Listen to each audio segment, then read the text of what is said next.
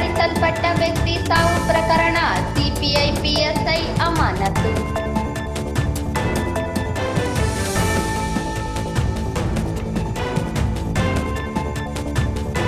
ಮೊಲ ಭೇಟಿಯಾಡಿ ಮಾರಕಾಸ್ತ್ರ ಹಿಡಿದು ಮೆರವಣಿಗೆ, ಮಸ್ಕಿ ಶಾಸಕನ ಸಹೋದರ ಪುತ್ರನ ಮೇಲೆ ಪ್ರಕರಣ ದಾಖಲು.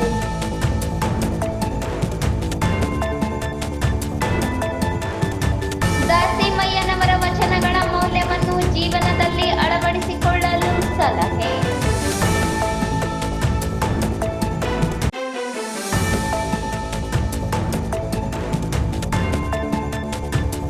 ಒಳ ಮೀಸಲಾತಿ ಸಮೀಕ್ಷೆಗೆ ಬಂದಾಗ ಮೂಲ ಜಾತಿಗಳನ್ನು ನಮೂದಿಸಿ ರವೀಂದ್ರನಾಥ್ ಪಟ್ಟಿ. ಮತ್ತು ಪಟ್ಟಣದ ಟಿಎಪಿಸಿಎಂಸಿ ಜೋಳ ಖರೀದಿ ಕೇಂದ್ರಕ್ಕೆ ಜಿಲ್ಲಾ ಆಹಾರ ಮತ್ತು ನಾಗರಿಕ ಸರಬರಾಜು ಉಪನಿರ್ದೇಶಕರಾದ ಕೃಷ್ಣ ಶಾವಂತಗೇರಿ ಭೇಟಿ. ವಾರ್ತೆಗಳ ವಿವರ. ಪೊಲೀಸರು ಥಳಿಸಿದ್ದರಿಂದಲೇ ವ್ಯಕ್ತಿಯೋರ್ವ ಮೃತಪಟ್ಟ ಪ್ರಕರಣವನ್ನು ಸಿಐಡಿ ತನಿಖೆಗೆ ಶಿಫಾರಸು ಮಾಡಲಾಗಿದ್ದು, ಗುರುವಾರದಿಂದ ಸಿಐಡಿ ತನಿಖೆ ಪ್ರಾರಂಭವಾಗಲಿದೆ ಎಂದು ಬಳ್ಳಾರಿ ವಲಯದ ಪೊಲೀಸ್ ಮಹಾನಿರ್ದೇಶಕ ಬಿಎಸ್ ಲೋಕೇಶ್ ತಿಳಿಸಿದರು.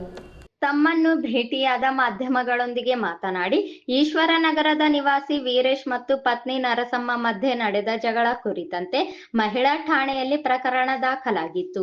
ವಿಚಾರಣೆ ನಡೆಸಿ ಆರೋಪಿಯನ್ನು ಬಿಡುಗಡೆಗೊಳಿಸಲಾಗಿತ್ತು. ಪುನಃ 112ಕ್ಕೆ ಕರೆ ಮಾಡಿ ಜಗಳ ನಡೆಯುತ್ತಿರುವುದರ ದೂರಿನ ಮೇರೆಗೆ ಪಶ್ಚಿಮ ಠಾಣೆಯ ಪೊಲೀಸರು ಕರೆತಂದು ವಿಚಾರಣೆ ನಡೆಸಿದ್ದರು. ಸಿಪಿಐ ನಾಗರಾಜ್ ಮೇಕಾ ಮತ್ತು ಪಿಎಸ್ಐ ಮಂಜುನಾಥ್ ಇವರು ವೀರೇಶ್ನನ್ನು ಥಳಿಸಿದ್ದರಿಂದ ಆತ ಮೃತಪಟ್ಟಿರುವ ದೂರು ದಾಖಲಾಗಿದ್ದರಿಂದ ನಿಷ್ಪಕ್ಷಪಾತ ತನಿಖೆಗೆ ಅಡ್ಡಿಯಾಗದಂತೆ ಇಬ್ಬರನ್ನು ಸೇವೆಯಿಂದ ಅಮಾನತುಗೊಳಿಸಲಾಗಿದೆ.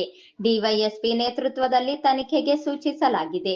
ಪ್ರಕರಣವನ್ನು ಸಿಐಡಿಗೆ ಶಿಫಾರಸು ಮಾಡಿದ್ದರಿಂದ ತನಿಖೆಯನ್ನು ಸಿಐಡಿ ತಂಡ ಮುಂದುವರಿಸಲಿದೆ. ತನಿಖಾ ವರದಿ ಆಧಾರದ ಮೇಲೆ ಮುಂದಿನ ಕ್ರಮ ಕೈಗೊಳ್ಳಲಾಗುತ್ತದೆ ಎಂದರು. ಮಹಿಳಾ ಠಾಣೆಯಲ್ಲಿ ನಡೆದಿದೆ ಅಂತ ಏನು ಘಟನೆ ಇದಾಗಿದೆ, ಆ ಸಂಬಂಧ ಒಂದು ಪ್ರಕರಣ ದಾಖಲಾಗಿದೆ ಪಶ್ಚಿಮ ಪೊಲೀಸ್ ಠಾಣೆ, PSI ಪಶ್ಚಿಮ ಪೊಲೀಸ್ ಠಾಣೆ ಮತ್ತು CPI ಪಶ್ಚಿಮ ಇವರಿಬ್ಬರ ಮೇಲೆ ಅಟ್ರಾಸಿಟಿ ಕೇಸು ಮತ್ತು ಮರ್ಡರ್ ಕೇಸು ರಿಜಿಸ್ಟರ್ ಆಗಿದೆ. FIR ಕೂಡ ಆಗಿದೆ ಮತ್ತು ಇತರ ಎಲ್ಲ ಕೇಸಿನ ತನಿಖೆಯನ್ನು ಅದು ಏನು ಹೇಳಿದ್ದಾರೆ, ಫಿರ್ಯಾದಿದಾರರು ಅಂದರೆ ಸಬ್ ಇನ್ಸ್ಪೆಕ್ಟ್ರು ಮತ್ತು ಇನ್ಸ್ಪೆಕ್ಟರ್ ಅವರು ಏನು ಶ್ರೀ ವೀರೇಶ್ ಅವರನ್ನು ಕರೆಸಿ ಒಂದು ಕೌಟುಂಬಿಕ ಕಲಾದ ಹಿನ್ನೆಲೆಯಲ್ಲಿ ಸ್ಟೇಷನ್ಗೆ ಕರೆಸಿ ಅವರಿಗೆ ಬಡಿದು ಮಾಡಿ ಅವರಿಗೆ ಮಾರಣಾಂತಿಕ ಗಾಯ ಮಾಡಿದರೆ. ಅದರಿಂದನೇ ಅವರು ನಂತರ ಬಂದು ಆಸ್ಪತ್ರೆಗೆ ಹೋಗುವಾಗ ಮೃತಪಟ್ಟಿದ್ದಾರೆ ಅಂತ ಕಂಪ್ಲೇಂಟ್ ಇದೆ. ಆ ಕಂಪ್ಲೇಂಟಿಗೆ ಅನುಸಾರ ನಾವು ವಿವಿಧ ಕಲಂಗಳ ಅಡಿಯಲ್ಲಿ ಪ್ರಕರಣವನ್ನು ದಾಖಲು ಮಾಡ್ಕೊಂಡಿದ್ದೀವಿ. ನಂತರ ತನಿಖೆಯನ್ನು ಮಾಡಬೇಕು. ಸದ್ಯಕ್ಕೆ ಈಗ ರಾಯಚೂರು ಉಪಯೋಗದ DYSP ಅವರು ತನಿಖಾಧಿಕಾರಿಯಾಗಿದ್ದಾರೆ.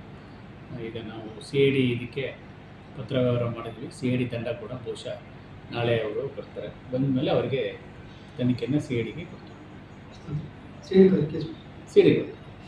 ಈಗ ಅವ್ರನ್ನ ಸಸ್ಪೆನ್ಷನ್ ಮಾಡಿ ಈ ಪ್ರಕರಣದ ಹಿನ್ನೆಲೆಯಲ್ಲಿ ನಾನು ಮತ್ತು SP ಅವರು ನಿರ್ಧಾರ ತಗೊಂಡು PSI ವೆಸ್ಟ್ ಮಂಜುನಾಥ್ ಮತ್ತು CPI ನಾಗರಾಜ್ ಮೋಕ ಅವರನ್ನು ಅಮಾನತು ಮಾಡಿದ್ವಿ. ಅದಕ್ಕೆ ಮುಂದಿನ ಪ್ರಕ್ರಿಯೆಯನ್ನು CID ತನಿಖಾಧಿಕಾರಿಗಳು ಬಂದ ಮೇಲೆ ನೆರವೇರಿಸ್ತೀವಿ. ತುರ್ವಿಹಾಳ ಗ್ರಾಮದಲ್ಲಿ ನಡೆದ ಮೆರವಣಿಗೆಯಲ್ಲಿ ಮಾರಕಾಸ್ತ್ರಗಳನ್ನು ಹಿಡಿದು ಮೊಲಗಳನ್ನು ಭೇಟಿಯಾಡಿರುವ ಪ್ರಕರಣಕ್ಕೆ ಸಂಬಂಧಿಸಿದಂತೆ ಅರಣ್ಯ ಇಲಾಖೆಯವರು ದೂರು ದಾಖಲಿಸಿಕೊಂಡಿದ್ದಾರೆ. ವನ್ಯಜೀವಿ ಸಂರಕ್ಷಣಾ ಕಾಯ್ದೆಯಡಿ ದೂರು ದಾಖಲಾಗಿ ತನಿಖೆ ನಡೆಯುತ್ತಿದೆ. ಮಾರಕಾಸ್ತ್ರಗಳನ್ನು ಹಿಡಿದು ಮೆರವಣಿಗೆ ಮಾಡಿರುವ ವಿಡಿಯೋ ವೈರಲ್ ಆಗಿರುವುದು ಗಮನಕ್ಕೆ ಬಂದಿದ್ದು, ದೂರು ದಾಖಲಿಸುವ ಕುರಿತು ಕ್ರಮ ವಹಿಸಲಾಗುತ್ತದೆ ಎಂದರು. ಅರಣ್ಯ ಇಲಾಖೆಯವರೇ ಆರೋಪಿತರ ವಿರುದ್ಧ ಕ್ರಮ ಕೈಗೊಳ್ಳುತ್ತಾರೆ ಎಂದರು. ಗಮನಕ್ಕೆ ಬಂದ ತಕ್ಷಣ SP ಅವರಿಗೆ ಈ ಬಗ್ಗೆ ಸೂಚನೆ ಕೊಟ್ಟಿದ್ದೇನೆ ಮತ್ತು ಅರಣ್ಯ ಇಲಾಖೆಗೂ ಕೂಡ ನಾವು ಸಂಪರ್ಕಿಸಿ ಅರಣ್ಯ ಇಲಾಖೆಗೂ ಕೂಡ ಈ ಬಗ್ಗೆ, ಏಕೆಂದರೆ ವನ್ಯಜೀವಿ ಸಂರಕ್ಷಣಾ ಕಾಯ್ದೆ ಪ್ರಕಾರ ಅವ್ರಿಗೆ ಅಧಿಕಾರ ಇದೆ, ಅವ್ರಿಗೆ ಆ ಪ್ರಕರಣ ದಾಖಲೆ ಮಾಡೋಕ್ಕೆ ಏನು ಆಯುಧ ಕಾಯ್ದೆ ಬರಲಿಕ್ಕೆ ನೀವು ವಿಡಿಯೋ ನೋಡಿದ್ದೆ ನಾನು ಹೇಳ್ತಾ ಇರೋದು. ಮಾಧ್ಯಮಗಳಲ್ಲಿ ನಾನು ಗಮನಿಸಿದ್ದು ಒಂದು ಚೂಪಾದ ಆಯುಧ ಹಿಡ್ಕೊಂಡು ಅವರು ಮೊಲವನ್ನು ಸೇರಿಸ್ಕೊಂಡು ಜಂಬೆ ಒಂದು ಇನ್ನೊಂದು ಕಬ್ಬಿಣದ ಆಯುಧ ಥರ ಕಾಣಿಸುತ್ತೆ. ಅದು ಅರಣ್ಯ ಸಂರಕ್ಷಣಾ ಕಾಯ್ದೆಯಲ್ಲಿ ಅದರಲ್ಲೇ 2 ಸೆಕ್ಷನ್ ಬರೋದ್ರಿಂದ ಅವರು ಅರಣ್ಯ ಇಲಾಖೆಯವರು ಪ್ರಕರಣ ದಾಖಲಿಸ್ಕೊಂಡಿದ್ದಾರೆ. ಅವ್ರಿಗೇನು ಸಹಾಯ ಬೇಕು ನಮ್ಮ ಕಡೆಯಿಂದ ನಾವು ಅದನ್ನು ಕೊಡ್ತೀವಿ. ಪೊಲೀಸಿಂದ ಏನು ಕಂಪ್ಲೇಂಟ್ ಆಗಿಲ್ಲ? ಇಲ್ಲ, ಪೊಲೀಸ್ ಡಿಪಾರ್ಟ್ಮೆಂಟ್ ಏನು ಅವರು ಅರಣ್ಯ ಕಾಯ್ದೆ ಮಾಡಿದ್ದಾರೆ. ವನ್ಯಜೀವಿ ಸಂರಕ್ಷಣಾ ಕಾಯ್ದೆ, wild life protection act 1972.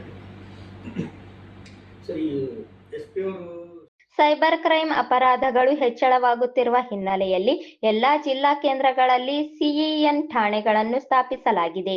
DYSP ಮಟ್ಟದ ಅಧಿಕಾರಿಗಳನ್ನು ನಿಯುಕ್ತಿಗೊಳಿಸಿ 2 ಹಂತದ ತರಬೇತಿ ನೀಡಲಾಗುತ್ತಿದೆ. ಸಾರ್ವಜನಿಕರು ವಂಚನೆಗೊಳಗಾಗದೆ ಎಚ್ಚರ ವಹಿಸಬೇಕಿದೆ. 1930 ಸಹಾಯವಾಣಿಗೆ ದೂರು ನೀಡಬೇಕು ಎಂದರು.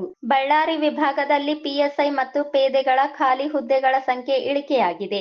ಶೀಘ್ರದಲ್ಲಿ 15 PA ಹುದ್ದೆಗಳನ್ನು ನಿಯುಕ್ತಿಗೊಳಿಸಲಾಗುತ್ತದೆ. ಶೀಘ್ರದಲ್ಲಿ 51 PSI ಹುದ್ದೆಗಳನ್ನು ನಿಯುಕ್ತಿಗೊಳಿಸಲಾಗುತ್ತದೆ. ASIಗಳನ್ನು PSIಗಳಾಗಿ ಬಡ್ತಿಯನ್ನು ಸಹ ನೀಡಲಾಗಿದೆ ಎಂದು ತಿಳಿಸಿದರು. ಈ ಸಂದರ್ಭದಲ್ಲಿ SP ಪುಟ್ಟಮಾದಯ್ಯ ಇದ್ದರು. ಜಿಲ್ಲೆಯ ಮಸ್ಕಿ ವಿಧಾನಸಭಾ ಕ್ಷೇತ್ರದ ಶಾಸಕ ಬಸನಗೌಡ ತುರ್ವಿಹಾಳ್ ಸಹೋದರ ಹಾಗೂ ಪುತ್ರ ಸೇರಿ ಹಲವರು ಮೊಲವನ್ನು ಭೇಟಿಯಾಡಿ ಸಂಭ್ರಮಿಸಿದ್ದ ಹಿನ್ನೆಲೆ ಇದೀಗ ಶಾಸಕನ ಸಹೋದರ ಮತ್ತು ಪುತ್ರ ಸೇರಿ ಹಲವರ ಮೇಲೆ ಅರಣ್ಯ ಇಲಾಖೆಯಲ್ಲಿ ಪ್ರಕರಣ ದಾಖಲಾಗಿದೆ.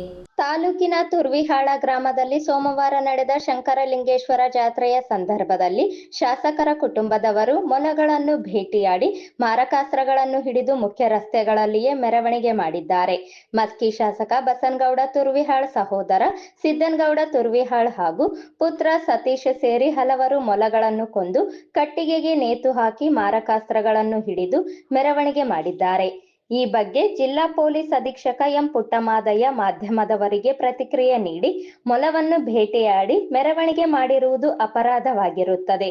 ತಪ್ಪಿತಸ್ಥರ ವಿರುದ್ಧ ಅರಣ್ಯ ಇಲಾಖೆ ಕ್ರಮ ಕೈಗೊಳ್ಳುತ್ತದೆ ಮತ್ತು ಜಾತ್ರೆಯಲ್ಲಿ ಈ ರೀತಿಯ ಘಟನೆ ನಡೆದಿರುವುದರಿಂದ ಜಾತ್ರೆಯಲ್ಲಿ ಬಂದೋಬಸ್ತ್ ನಿಯೋಜನೆಗೊಂಡಿದ್ದ ಪೊಲೀಸರ ಬಗ್ಗೆಯೂ ತನಿಖೆ ನಡೆಸಲಾಗುತ್ತದೆ. ಲೋಪವಾಗಿದ್ದರೆ ಕ್ರಮ ಕೈಗೊಳ್ಳಲಾಗುವುದು ಎಂದು ತಿಳಿಸಿದ್ದಾರೆ. ಮೆರವಣಿಗೆಯ ವಿಡಿಯೋ ಸಾಮಾಜಿಕ ಜಾಲತಾಣದಲ್ಲಿ ಓಡಾಡುತ್ತಿದ್ದಂತೆ ಮಾಹಿತಿ ಪಡೆದು ಅರಣ್ಯ ಮೆರವಣಿಗೆಯಲ್ಲಿದ್ದ ಸಿದ್ದನಗೌಡ ಹಾಗೂ ಸತೀಶ್ ಎಂಬುವವರ ಮೇಲೆ ವನ್ಯಜೀವಿ ಸಂರಕ್ಷಣಾ ಕಾಯ್ದೆಯಡಿ ಮಂಗಳವಾರ ಪ್ರಕರಣ ದಾಖಲಿಸಿಕೊಳ್ಳಲಾಗಿದ್ದು ತನಿಖೆ ಮುಂದುವರೆದಿದೆ ಎಂದು ಉಪ ಅರಣ್ಯ ಸಂರಕ್ಷಣಾಧಿಕಾರಿ ಪ್ರವೀಣ್ ಎಸ್ ತಿಳಿಸಿದ್ದಾರೆ.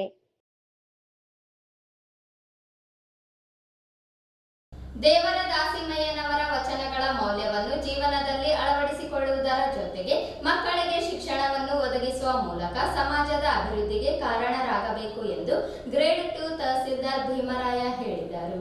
ಇಂದು ನಗರದ ಪಂಡಿತ ಸಿದ್ದರಾಮ ಜಂಬಲ್ದಿನ್ನಿ ರಂಗಮಂದಿರದಲ್ಲಿ ಜಿಲ್ಲಾಡಳಿತ, ಜಿಲ್ಲಾ ಪಂಚಾಯತ್, ಮಹಾನಗರ ಪಾಲಿಕೆ ಹಾಗೂ ಕನ್ನಡ ಮತ್ತು ಸಂಸ್ಕೃತಿ ಇಲಾಖೆಯಿಂದ ಹಮ್ಮಿಕೊಂಡಿದ್ದ ಆದ್ಯ ವಚನಕಾರ ನೇಕಾರ ಸಂತ ವಿಶ್ವಮಾನ್ಯ ಶರಣ ಶ್ರೀ ದೇವರ ದಾಸಿಮಯ್ಯನವರ ಜಯಂತಿ ಕಾರ್ಯಕ್ರಮಕ್ಕೆ ಚಾಲನೆ ನೀಡಿ ಮಾತನಾಡಿದರು.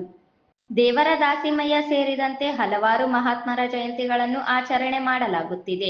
ಎಲ್ಲ ಸಮಾಜಗಳಲ್ಲಿ ಬದಲಾವಣೆ ಜೊತೆಗೆ ದಾರಿ ತಪ್ಪುತ್ತಿರುವವರನ್ನು ಸರಿದಾರಿಗೆ ಕೊಂಡೊಯ್ಯಲು ತಿದ್ದುಕೊಳ್ಳುವ ಅವಕಾಶ, ಮಾನವ ಜೀವನದಲ್ಲಿ ಹೇಗೆ ಜೀವಿಸಬೇಕು ಹಾಗೂ ಬದುಕಿನ ಆಚಾರ ವಿಚಾರಗಳ ಬಗ್ಗೆ ಅನೇಕ ಶರಣರು ತಮ್ಮ ವಚನಗಳ ಮೂಲಕ ಸಮಾಜಕ್ಕೆ ಸಂದೇಶ ನೀಡಿದ್ದಾರೆ ಎಂದರು. ಇಲಾಖೆ, ಮಹಾನಗರ ಪಾಲಿಕೆ ರಾಯಚೂರು ಅವರ ಸಂಯುಕ್ತ ಆಶ್ರಯದಲ್ಲಿ ನಡೆದಿರತಕ್ಕಂಥ ಈ ಒಂದು ಅರ್ಥಪೂರ್ಣ ಜಯಂತಿ, ಮಹಾತ್ಮರ ಜಯಂತಿ ಆಚರಣೆ ನಾವು ಮಾಡ್ತೀವಿ. ಉದ್ದೇಶ ಏನಂತಂದ್ರೆ ಪ್ರತಿ ಜಯಂತಿಗಳು ವರ್ಷದಿಂದ ವರ್ಷಕ್ಕೆ ಬರ್ತಾನೆ ಇರುತ್ತವೆ.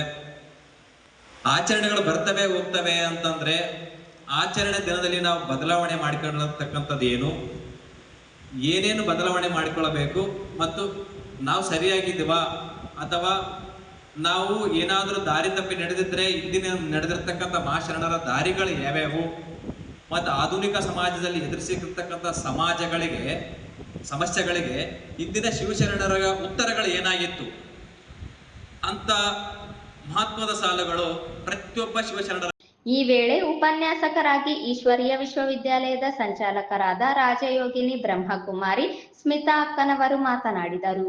ದೇವರ ದಾಸಿಮಯ್ಯ ಕನ್ನಡದ ಆದ್ಯ ವಚನಕಾರ. ತಮ್ಮ ಬದುಕಿಗಾಗಿ ಮಾಡುತ್ತಿದ್ದ ನೇಯ್ಗೆ ವೃತ್ತಿಯ ಜೊತೆಗೆ ತಮ್ಮ ಕಾಯಕ ಮತ್ತು ಆದರ್ಶದ ಅನುಭವಗಳ ಸಾರವನ್ನು ಬಳಸಿಕೊಂಡು ವಚನಗಳನ್ನು ರಚಿಸಿ ನಾಡನ್ನು ಬೆಳಗಿದ ಮಹಾ ಕಾಯಕ ಯೋಗಿಯಾಗಿದ್ದಾರೆ. ಅಲ್ಲದೆ ದೇವರ ದಾಸಿಮಯ್ಯನವರು ಸುಮಾರು 176 ವಚನಗಳನ್ನು ಈ ನಾಡಿಗೆ ನೀಡಿದ್ದಾರೆ ಎಂದರು.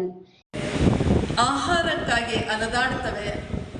ಆಹಾರವನ್ನು ಅರಿಸಿ ಜಾಗ ಜಾಗಗಳಿಗೆ ಅಲದಾಡುತ್ತಾ ಆಹಾರವನ್ನು ಸೇವಿಸಿ ಬೆಳೀತವೆ, ಮರಿಗಳಿಗೆ ಜನ್ಮವನ್ನು ಕೊಡ್ತವೆ, ಸತ್ತು ಹೋಗ್ತವೆ. ಹಾಗೆಯೇ ಮಾನವ ಈ ಒಂದು ಸಮಾಜದಲ್ಲಿ ಹುಟ್ಟಿದ, ಬೆಳೆದ, ಸಂಪಾದಿಸಿದ, ಸ್ವಾರ್ಥವನ್ನು ಸಾಧಿಸಿದ, ಸತ್ತೋದ. ಅಂದರೆ ಮಾನವನ ಹತ್ರ ಸರಿ ತಪ್ಪನ್ನು ಅರ್ಥ ಮಾಡಿಕೊಳ್ಳುವ ಶಕ್ತಿ ಇದ್ದು.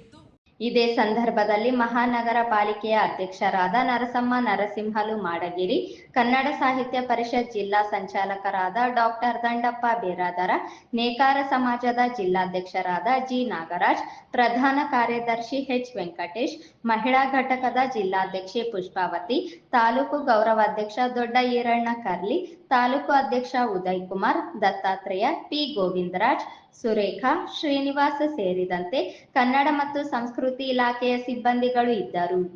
ಇದಕ್ಕೂ ಪೂರ್ವದಲ್ಲಿ ದೇವರ ದಾಸಿಮಯ್ಯನವರ ಭಾವಚಿತ್ರದ ಮೆರವಣಿಗೆ ನಗರದ ಪ್ರಮುಖ ರಸ್ತೆಗಳಲ್ಲಿ ಸಂಚರಿಸಿ ವೇದಿಕೆ ಕಾರ್ಯಕ್ರಮ ನಡೆಯುವ ಸ್ಥಳಕ್ಕೆ ಬಂದು ತಲುಪಿತು.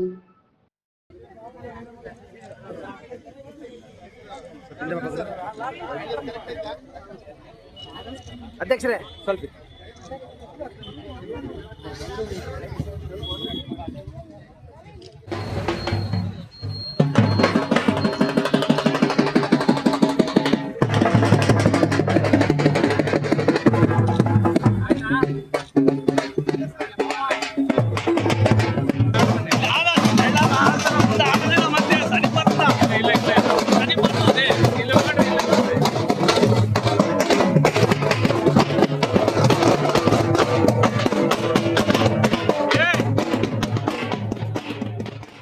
ಸಮೀಕ್ಷೆಗೆ ಆಗಮಿಸಿದಾಗ ಹೊಲೆಯ ಸಂಬಂಧಿಸಿದ ಜಾತಿಗಳನ್ನೇ ಬರೆಯಿಸಿ ಎಂದು ಕರ್ನಾಟಕ ರಾಜ್ಯ ಬಲಗೈ ಒಳ ಮೀಸಲಾತಿ ಹೋರಾಟ ಸಮಿತಿ ಸಂಚಾಲಕ ರವೀಂದ್ರನಾಥ್ ಪಟ್ಟಿ ಮನವಿ ಮಾಡಿದರು.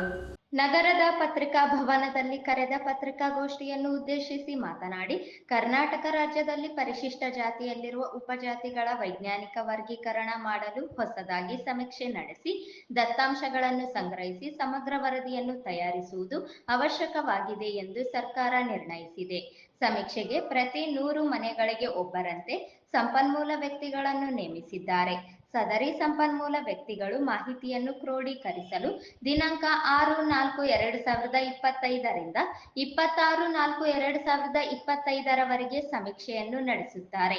ಈ ವೇಳೆ ಬಲಗೈ ಸಮುದಾಯದ ಜಾತಿಗಳಾದ ಚಲುವಾದಿ, ಹೊಲೆಯ, ಬೇಗರ್, ಬ್ಯಾಗರ್, ಮಾಲ, ಮಹಾರ್ ಜಾತಿಗಳು ಗೊಂದಲ ಪರಿಹರಿಸಬೇಕಾಗಿದೆ. ಬಲಗೈ ಸಂಬಂಧಿತ ಜಾತಿಯವರು ತಮ್ಮ ಮೂಲ ಜಾತಿ ಮತ್ತು ಅವರ ಪೂರ್ವಜರು ಮತ್ತು ಪಾಲಕರು ಯಾವ ಜಾತಿ ಪ್ರಮಾಣ ಪತ್ರ ಪಡೆದಿರುತ್ತಾರೆ ಅದೇ ಜಾತಿಯ ಹೆಸರು ಗಣತಿ ಮಾಡುವವರೆಗೆ ತಿಳಿ ಹೇಳಿ ಆಧಾರ್ ಕಾರ್ಡ್ದೊಂದಿಗೆ ಮಾಹಿತಿ ನೀಡಬೇಕು ಮತ್ತು ಗಣತಿದಾರರಿಗೆ ಗೌರವದಿಂದ ಅವರು ಕೇಳಿರುವ ಮಾಹಿತಿಯನ್ನು ನೀಡಬೇಕು. ಸರ್ಕಾರಿ ನೌಕರದಾರರು ಮಾಹಿತಿಯನ್ನು ಸಂಗ್ರಹಿಸುತ್ತಿದ್ದು ಅವರುಗಳು ಸಹ ಸಹಕರಿಸಿ ತಮ್ಮ ಉಪಜಾತಿಗಳ ಪಕ್ಕದಲ್ಲಿ ಮೂಲ ಜಾತಿಯನ್ನು ನಮೂದಿಸಬೇಕು. ಹಾಗೂ AKAD ಆದಿ ಆಂಧ್ರ ಇರುವವರು ಅವರುಗಳು ತಮ್ಮ ಜಾತಿಗಳ ಪಕ್ಕದಲ್ಲಿ ಮೂಲ ಜಾತಿಯಾದ ಚಲುವಾದಿ, ಹೊಲೆಯ, ಬೇಗರ್, ಮಾಲ, ಮಹಾರ್ ಬಲಗೈ ಎಂದು ನಮೂದಿಸಲು ಮೂಲ ಜಾತಿ ಎಂದು ಕಾಲಂನಲ್ಲಿ ನಮೂದಿಸಬೇಕು ಎಂದು ಹೇಳಿದರು. ಯಾಕಂದ್ರೆ ಈ ಸಲ ಸಿಗಲು ಸಭಾ ಸಿಗ್ತದೆ, ಚಲವಾದವರಿಗೆ ಆಸ್ತಿ ಸಿಗ್ತದೆ, ಮಾದಿಗರಿಗೆ ನಾವು ಸಮಬಲವಾಗಿದ್ವಿ. ಈಗಾಗಲೇ ರಾಜ್ಯದಲ್ಲಿ ಏನಾಗಿದೆ 3 ಸಲ ಅವರು ಇದಾಗಿದ್ದಾರೆ. ಯಾರು KPSC ಅನ್ನೋರು ನಾವು ಭಾಳ ಜನ ಮಾಡ್ಕೊಂಡ್ರೆ ಅವ್ರಿಗೆ 3 ಅಭಿವೃದ್ಧಿನೇ ಹೇಳ್ಬೋದು. ಅವ್ರು ಭಾಳ ಮುಂದೆ ಹೋಗ್ಯಾರ. ಸುಮ್ಮನೆ ಕರಿಗೆ ತೋರಿಸ್ತಾ ಇದ್ದಾರೆ, ಬೇರೆ ಯಾವುದೂ ಇಲ್ಲ. ನಾವು ಕರಿಗೆ ಏನು ಮಾಡಿದ ರೈತರಿಗೆ ಯಾರಮ್ಮ MNC ಚಲವಾದಿ ಕೊಟ್ಟು ಮಾದಿಗರು ಕೊಟ್ಟು ಮಾಡಿದೆವು. ಮಾದಿಗರು ಅದಕ್ಕೆ ಕೊಟ್ಟು ಯಾರಿಗೆ ಕೊಟ್ಟು ಅದ್ರ ಮೇಲೆ ಆರೋಪ ನಮ್ದು. ಇಲ್ಲಿ ನಮ್ಮ ಚಲವಾದರು ಕೊಟ್ಟು, ಇದು ಓಟರ್ ಕೊಟ್ಟಿದ್ದೆ ರೈತರು. ಬಾಲಿದು ಸರ್ಟಿಫಿಕೇಟ್ ತಗೊಂಡು ಯಾರು ಪ್ರಬಲವಾಗಿ ಇದ್ದೀವಿ ರೀ. ನಮ್ಮಲ್ಲಿ ನಾವು ಕಾಂಗ್ರೆಸ್ ಸರ್ಕಾರ ಬರಬೇಕಾದ್ರೆ ದಲಿತನೇ ಕಾರಣ ಏನ್ ಮಾಡಿದ್ರು ABCD ವರ್ಗೀಕರಣ ನಾವು ಡಿವೈಡ್ ಮಾಡಿದ್ರೆ ಅವರೆಲ್ಲ. ಇವತ್ತೇನಾಗಿದೆ ಮಾಧ್ಯಮ ಸಮಾವೇಶ ಏನಾಗ್ತದೆ RSS ಕಚೇರಿ ನಡೆಯಕ್ಕೆ ಇದು ದೊಡ್ಡ ದುರಂತ ಇದೆ. ಈಗ ಭಾಸ್ಕರ್ ಪ್ರಸಾದ್ ಬಂದ ಓಡಾಟ 40 ವರ್ಷ ಹೋರಾಟ ಮಾಡಿದ್ದವರು ಈ ಮಾಡಿದವರು ರಾಯಚೂರಲ್ಲಿ ಇದ್ದಾರೆ. ಅವ್ರು ನಾರ್ಯಾಕ ತಿರುಗಾಡ್ತಾ ಇದ್ದಾರೆ. ಅವನು RSS ಬಂದು SDPI ಬಂದಿದ್ದಾನೆ. ತಾನು ವೋಟ್ ಬ್ಯಾಂಕ್ ಮಾಡ್ಕೊಳ್ಬೇಕು ಮಾಡ್ತಾ ಇದ್ದಾರೆ. ರಾಯಚೂರಲ್ಲಿ ಮೂಲತಃ ಶಿವಪುತ್ರಪ್ಪ, ಆದ್ಮೇಲೆ ಮಾರಪ್ಪ, ದಾನಪ್ಪ, ವಿರೂಪಾಕ್ಷಿ, ಅಂಬಣ್ಣಾರೋದಿ, ದಿವ್ಯರಾಜು, ಬಾಸಮಕೋಟಿ, ರವೀಂದ್ರ ಎಲ್ಲ ಇವ್ರು ಮಾಡಿದ್ರು. ಅವ್ರು ಯಾರಲ್ಲ ಅವರು ಸುಮ್ಮನೆ ಇವತ್ತು ಬುಡುಬುಡಿಕೆ ಮಾಡ್ತಾ ಇದ್ದಾರೆ. ಭಾಸ್ಕರ್ ಪ್ರಸಾದ್ ಅವ್ರು ಹೇಳಿದ್ದು ಇಷ್ಟು ವರ್ಷ ಅವ್ರ ಜೊತೆಗೆ ನಾವು ಇಷ್ಟು ವಿಷಯದವರೆಲ್ಲ 2000 ಸೇರ್ಕೊಂಡು ಅಲ್ಲಿ ರಾಯಚೂರು ಸ್ಟೇಡಿಯಂನೆಲ್ಲ ಗೊತ್ತು ಒಂದೇ ಮಾಡಿ ಇವತ್ತಿಗೂ ಬಂದಿದ್ದೀವಿ. ಸುಮ್ಮನೆ ಏನಾಗಿದೆ ಹಳೆ ಮೈಸೂರಲ್ಲಿ ಸುಮ್ಮನೆ ಗೊಂದಲ ಮಾಡ್ತಾ ಇದ್ದಾರೆ, ಬೇರೆ ಏನಿಲ್ಲ. ಇವತ್ತು ನಾವು ಮಾಡಬೇಕು, ನಾವು ಜಾರಿ ಮಾಡಬೇಕು ಒತ್ತಾಯ ಮಾಡ್ತಾರೆ ಸರ್ಕಾರ. ಇವತ್ತು ನಾವು ವಿರೋಧ ಮಾಡಿ ಸರ್ಕಾರ ಮಾಡಂಗಿಲ್ಲ.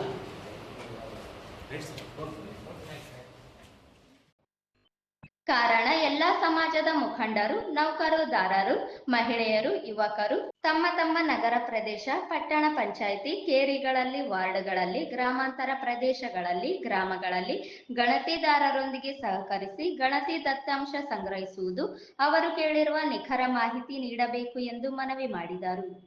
ಈ ಸಂದರ್ಭದಲ್ಲಿ ಜಗನ್ನಾಥ ಸುಂಕಾರಿ, ಶಿವರಾಜ ಜಾನೇಕಲ್, ಕೆ ಯಲ್ಲಪ್ಪ ಬೊಮ್ಮನಾಳ್, ತಮ್ಮಣ್ಣ ವಕೀಲರು, ಪರಶುರಾಮುಲು, ರಾಜು ಪಟ್ಟಿ, ನರಸಿಂಹಲು, ಭಾಸ್ಕರ್ ಇದ್ದರು. ಪಟ್ಟಣದ TAPCMC ಜೋಳ ಖರೀದಿ ಕೇಂದ್ರಕ್ಕೆ ಜಿಲ್ಲಾ ಆಹಾರ ಮತ್ತು ನಾಗರಿಕ ಸರಬರಾಜು ಉಪನಿರ್ದೇಶಕರಾದ ಕೃಷ್ಣ ಶಾವಂತಗೆರೆ ಭೇಟಿ ನೀಡಿ ಪರಿಶೀಲಿಸಿದರು. ಪಟ್ಟಣದ TAPCMC ಜೋಳ ಖರೀದಿ ಕೇಂದ್ರಕ್ಕೆ ಜಿಲ್ಲಾ ಆಹಾರ ಮತ್ತು ನಾಗರಿಕ ಸರಬರಾಜು ಉಪನಿರ್ದೇಶಕರಾದ ಕೃಷ್ಣ ಶಾವಂತಗೆರೆ ಭೇಟಿ ನೀಡಿ ಪರಿಶೀಲಿಸಿ ಜೋಳ ಖರೀದಿ ಕೇಂದ್ರದಲ್ಲಿ ರೈತರಿಗೆ ತಮ್ಮ ಜೋಳವನ್ನು ಬೆಂಬಲ ಬೆಲೆಯಲ್ಲಿ ಮಾರಾಟ ಮಾಡುವುದಕ್ಕೆ ಇಲಾಖೆಯಿಂದ ಅಗತ್ಯ ಕ್ರಮ ಕೈಗೊಳ್ಳಲಾಗಿದೆ. ರಾಯಚೂರು ಜಿಲ್ಲೆಯಲ್ಲಿ ಒಟ್ಟು 29 ಜೋಳ ಖರೀದಿ ಕೇಂದ್ರಗಳಲ್ಲಿ 12,291 ರೈತರು ಜೋಳ ಮಾರಾಟ ಮಾಡುವುದಕ್ಕೆ ನೋಂದಾಯಿಸಿದ್ದು 497.120 ಕ್ವಿಂಟಾಲ್ ಜೋಳವನ್ನು ಖರೀದಿಸುವುದಕ್ಕೆ ನೋಂದಾಯಿಸಿಕೊಳ್ಳಲಾಗಿದ್ದು, ಇದುವರೆಗೂ ರೈತರಿಂದ 1,15,000 ಕ್ವಿಂಟಾಲ್ ಜೋಳವನ್ನು ಖರೀದಿಸಲಾಗಿದೆ. ಮಾನ್ವಿ ತಾಲೂಕಿನ TAPCMC ಮಾನ್ವಿ ಸೇರಿದಂತೆ ಒಟ್ಟು 8 ಕೇಂದ್ರಗಳಲ್ಲಿ ಪ್ರಾರಂಭಿಸಲಾಗಿದ್ದು, ತಾಲೂಕಿನ ಎಲ್ಲಾ ನೋಂದಾಯಿತ ರೈತರ ಜೋಳವನ್ನು ಖರೀದಿ ಮಾಡಲಾಗುತ್ತಿದೆ. ಪೋತ್ನಾಳ್ ಗ್ರಾಮದಲ್ಲಿ ಮತ್ತು ಸಿರವಾರ ತಾಲೂಕಿನಲ್ಲಿ ಇನ್ನು 2 ದಿನಗಳಲ್ಲಿ ಜೋಳ ಖರೀದಿ ಕೇಂದ್ರಗಳನ್ನು ಪ್ರಾರಂಭಿಸಿ ರೈತರಿಂದ ಜೋಳವನ್ನು ಖರೀದಿಸುವುದಕ್ಕೆ ಚಾಲನೆ ನೀಡಲಾಗುವುದು. ಜೋಳ ಖರೀದಿ ಕೇಂದ್ರಗಳಲ್ಲಿ ರೈತರಿಂದ ತಂದ ಜೋಳವನ್ನು ಗುಣಮಟ್ಟ ಪರೀಕ್ಷಕರು ಪರೀಕ್ಷಿಸಿ ತೇರ್ಗಡೆಗೊಳಿಸಿದ ಜೋಳವನ್ನು ಉಗ್ರಾಣ ನಿಗಮದಿಂದ ಗುಣಮಟ್ಟ ಪರೀಕ್ಷಿಸುವುದಕ್ಕಾಗಿ ನೇಮಿಸಿರುವ ಸ್ನೇಹ ಟೆಕ್ ಸಂಸ್ಥೆಯ ಗುಣಮಟ್ಟ ಪರೀಕ್ಷಕರು ಜೋಳವನ್ನು ಪರಿಷ್ಕರಿಸಿ ತಿರಸ್ಕರಿಸುತ್ತಿರುವುದರಿಂದ ರೈತರಲ್ಲಿ ಗೊಂದಲವಾಗುತ್ತಿರುವುದರಿಂದ ಸಮಸ್ಯೆ ನಿವಾರಣೆಗೆ ಸೂಚನೆ ನೀಡಲಾಗಿದೆ.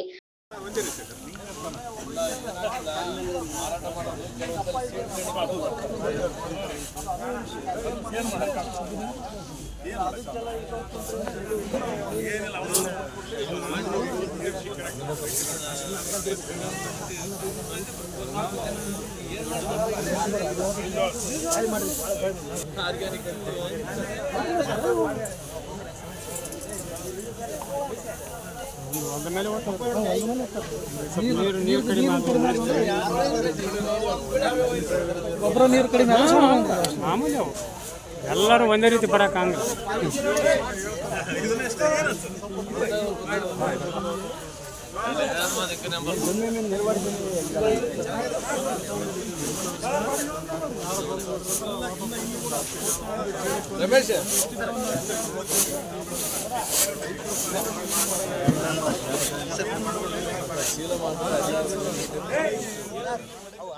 ಹಾಗೂ ಜೋಳ ಖರೀದಿ ಕೇಂದ್ರಗಳಿಂದ ಉಗ್ರಾಣಕ್ಕೆ ಸಾಗಾಣಿಕೆ ಮಾಡುವುದಕ್ಕೆ ಲಾರಿಗಳ ಕೊರತೆ ಸೇರಿದಂತೆ ರೈತರ ಸಮಸ್ಯೆ ನಿವಾರಣೆಗೆ ಇಂದು ಟಿಎಪಿಸಿಎಂಸಿ ಮಾರಾಟ ಕೇಂದ್ರಗಳಲ್ಲಿ ಲಾರಿ ಸಾಗಾಣಿಕೆ ಟೆಂಡರ್ ಪಡೆದಿರುವ ಗುತ್ತಿಗೆದಾರರು, ಗುಣಮಟ್ಟ ಪರೀಕ್ಷಕರು, ಆಹಾರ ಇಲಾಖೆಯ ಅಧಿಕಾರಿಗಳು, ಕರ್ನಾಟಕ ರಾಜ್ಯ ಕೃಷಿ ಉತ್ಪನ್ನ ಮಾರಾಟ ಸಮಿತಿಯ ಜಿಲ್ಲಾ ಮಟ್ಟದ ಅಧಿಕಾರಿಗಳು, ಟಿಎಪಿಸಿಎಂಸಿ ಅಧ್ಯಕ್ಷರು ಸೇರಿದಂತೆ ಸಂಬಂಧಿಸಿದ ಎಲ್ಲ ಅಧಿಕಾರಿಗಳ ಸಭೆಯನ್ನು ನಡೆಸಲಾಗಿದ್ದು, ಜೋಳ ಸಾಗಾಣಿಕೆಗೆ 6 ಲಾರಿಗಳನ್ನು ನೀಡುವುದಕ್ಕೆ ಸಾಗಾಣಿಕೆ ಗುತ್ತಿಗೆದಾರರು ಒಪ್ಪಿದ್ದಾರೆ. ರೈತರಿಗೆ ಯಾವುದೇ ತೊಂದರೆಯಾಗದಂತೆ ಜೋಳವನ್ನು ಖರೀದಿ ಮಾಡುವುದಕ್ಕೆ ಅಗತ್ಯ ಕ್ರಮ ಕೈಗೊಳ್ಳಲಾಗುವುದು ಎಂದು ತಿಳಿಸಿದರು. ಬಿಜೆಪಿ ಮಾನ್ವಿ ಮಂಡಲ ಅಧ್ಯಕ್ಷರಾದ ಜೆ. ಸುಧಾಕರ್ ಮಾತನಾಡಿ, ಮಾನ್ವಿಯ ಟಿಎಪಿಸಿಎಂಸಿ ಮಾರಾಟ ಕೇಂದ್ರ ಒಂದರಲ್ಲಿಯೇ 3 ಲಕ್ಷ ಕ್ವಿಂಟಲ್ ಜೋಳವನ್ನು ಮಾರಾಟ ಮಾಡುವುದಕ್ಕೆ ರೈತರು ನೋಂದಾಯಿಸಿದ್ದು, ಸಾಗಾಣಿಕೆ ಸಮಸ್ಯೆಯಿಂದಾಗಿ ಪ್ರತಿನಿತ್ಯ 2 ರಿಂದ 3 ಸಾವಿರ ಕ್ವಿಂಟಲ್ ಮಾತ್ರ ಖರೀದಿ ನಡೆಸಲಾಗುತ್ತಿರುವುದರಿಂದ ವಿವಿಧ ಗ್ರಾಮಗಳಿಂದ ಬರುವ ರೈತರು ತಮ್ಮ ವಾಹನಗಳ ಜೊತೆಗೆ ಸಾರಥಿ ಸಾಲಿನಲ್ಲಿ ಕಾಯಬೇಕಾಗಿದೆ. ರೈತರಿಗೆ ತುಂಬಾ ತೊಂದರೆಯಾಗುತ್ತಿರುವುದರಿಂದ ಜೋಳ ಸಾಗಾಣಿಕೆಗೆ ಲಾರಿಗಳ ಸಂಖ್ಯೆಯನ್ನು ಹೆಚ್ಚಿಸಿದ್ದಲ್ಲಿ ಹೆಚ್ಚಿನ ಪ್ರಮಾಣದಲ್ಲಿ ರೈತರಿಂದ ಜೋಳವನ್ನು ಖರೀದಿಸುವುದಕ್ಕೆ ಸಾಧ್ಯವಾಗುತ್ತದೆ ಎಂದು ಒತ್ತಾಯಿಸಿದರು. ಕರ್ನಾಟಕ ರಾಜ್ಯ ಕೃಷಿ ಉತ್ಪನ್ನ ಮಾರುಕಟ್ಟೆ ಸಮಿತಿಯ ಜಿಲ್ಲಾ ವ್ಯವಸ್ಥಾಪಕರಾದ ಆಸಿಫ್ ಅಲಿ, ತಾಲೂಕು ಕಾರ್ಯದರ್ಶಿ ಹಾಗೂ ನೋಡೆಲ್ ಅಧಿಕಾರಿ ರಂಗನಾಥ ಮಾನ್ವಿ, ಟಿಎಪಿಸಿಎಂಸಿ ಅಧ್ಯಕ್ಷ ತಿಮ್ಮಾರೆಡ್ಡಿ ಭೋಗಾವತಿ, ವ್ಯವಸ್ಥಾಪಕ ರಮೇಶ್, ಉಪ ತಹಸೀಲ್ದಾರ್ ವಿರುಪಣ್ಣ, ಲಾರಿ ಸಾಗಾಣಿಕೆ ಗುತ್ತಿಗೆದಾರರಾದ ಸಿದ್ದಪ್ಪ ಗೌಡ ಆಲ್ದಾಳ್, ಬಿಜೆಪಿ ಮಾನ್ವಿ ಮಂಡಲ ರೈತ ಮೋರ್ಚಾ ಅಧ್ಯಕ್ಷರಾದ ರುದ್ರಗೌಡ ಮದ್ಲಾಪುರು ಸೇರಿದಂತೆ ರೈತರಿದ್ದರು. ಕೊನೆಯಲ್ಲಿ ಮತ್ತೊಮ್ಮೆ ಮುಖ್ಯಾಂಶಗಳು.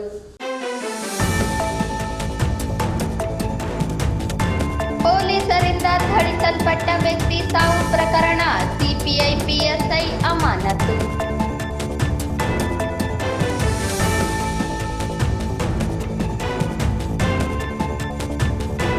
ಮೊಲ ಭೇಟಿಯಾಡಿ ಮಾರಕಾಸ್ತ್ರ ಹಿಡಿದು ಮೆರವಣಿಗೆ, ಮಸ್ಕಿ ಶಾಸಕನ ಸಹೋದರ ಪುತ್ರನ ಮೇಲೆ ಪ್ರಕರಣ ದಾಖಲು.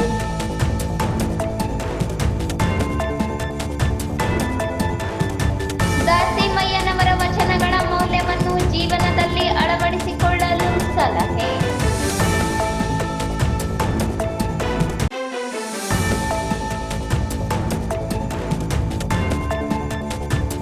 ಒಳ ಮೀಸಲಾತಿ ಸಮೀಕ್ಷೆಗೆ ಬಂದಾಗ ಮೂಲ ಜಾತಿಗಳನ್ನು ನಮೂದಿಸಿ ರವೀಂದ್ರನಾಥ್ ಪಟ್ಟಿ. ಮತ್ತು ಪಟ್ಟಣದ ಟಿಎಪಿಸಿಎಂಸಿ ಜೋಳ ಖರೀದಿ ಕೇಂದ್ರಕ್ಕೆ ಜಿಲ್ಲಾ ಆಹಾರ ಮತ್ತು ನಾಗರಿಕ ಸರಬರಾಜು ಉಪನಿರ್ದೇಶಕರಾದ ಕೃಷ್ಣ ಶಾಮನ್